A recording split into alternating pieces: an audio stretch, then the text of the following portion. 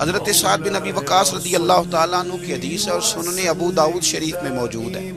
آپ فرماتے ہیں نبی پاک صلی اللہ علیہ وسلم کے ساتھ تھے ہم، اور ہم مکہ مکرمہ سے مدینہ طیبہ جا رہے تھے، حج کے بعد جا رہے تھے یا کسی اور سفر کے بعد واپس جا رہے تھے۔ اچانک رستے میں حضور گھوڑے سے اتر آئے، کوئی ایسی وجہ نہیں تھی، کوئی ہمارا سستانے کا ارادہ نہیں تھا، کوئی ٹھہرنے کا پروگرام نہیں تھا۔ سونے کریم رسول نیچے اترے اور حبیب پاک صلی اللہ علیہ وسلم نے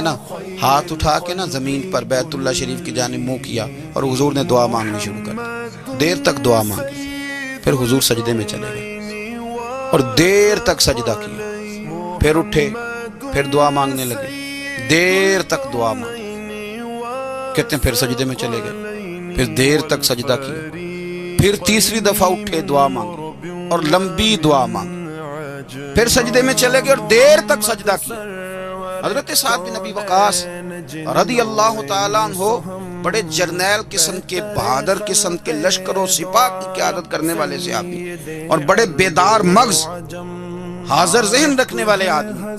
فرمانے لگے جب سرکار نے وہ 3 دفعہ کام کیا اور حضور صلی اللہ علیہ وسلم نے بڑے انہماک سے سجدہ کیا اور پیشانی مبارک نے خوب ذوق لیا سجدے کا اور دعا کی تو بڑے ذوق سے، اور 3 دفعہ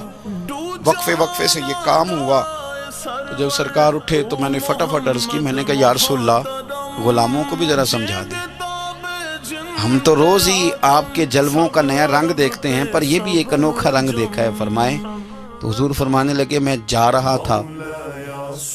رستے میں پھر مجھے امت کی بخشش کا خیال آ گیا،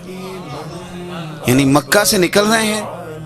مدینہ شریف ابھی پہنچے نہیں، وہ بھی حرم ہے یہ بھی حرم ہے، یہاں بھی دعا حضور نے کی، وہاں بھی حضور ہر نماز میں کرتے ہیں، یہاں درمیان میں پھر خیال آ گئے، اللہ انہیں معاف کر،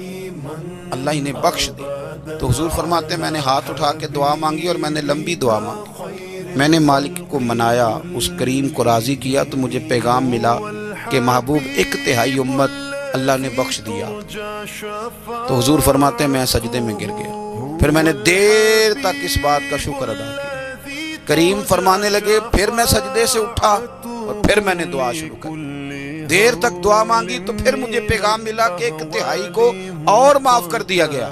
حضور فرماتے ہیں پر اس کے شکر میں نے سجدہ کیا، دیر تک سجدہ کیا، 1/3 ابھی رہ گئی تھی۔ تو حضور فرماتے ہیں پھر میں نے لمبی دعا مانگی، پھر لمبی دعا مانگی، پھر لمبی دعا مانگی، دیر تک دعا مانگی تو آ گیا پیغام کہ محبوب راضی ہو جائیں، اللہ نے ساری امت کی معافی کا فیصلہ فرما دیا۔ تو حضور فرماتے ہیں پھر میں نے تیسرا سجدہ کیا اور سجدہ شکر کیا۔ فاضل بریلوی فرماتے ہیں ماہ مدینہ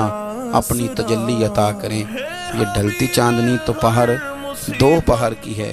اصل کریم کا کرم وہی ہے جو مدینے والے رسول کی صورت میں ہمیں عطا کیا گیا۔